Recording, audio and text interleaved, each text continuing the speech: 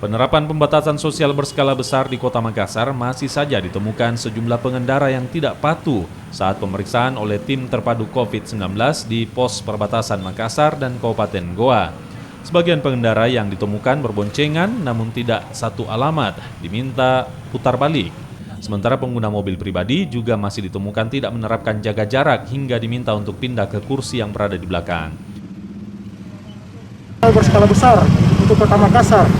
Namun dalam pelaksanaan ini kita sudah memeriksa untuk angkutan umum atau konvensional itu tetap sesuai dengan aturan di PSB, yaitu Perwali nomor 22 tahun 2020. Itu penerapan PSB itu tetap kita melakukan pemeriksaan yang sesuai dengan yang untuk angkutan umum harus 50% pengurangannya.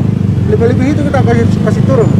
Nah, untuk pengendara roda 2 yang tidak memakai masker dengan kos tangan, kita lihat sendiri tadi ada yang disuruh balik kanan.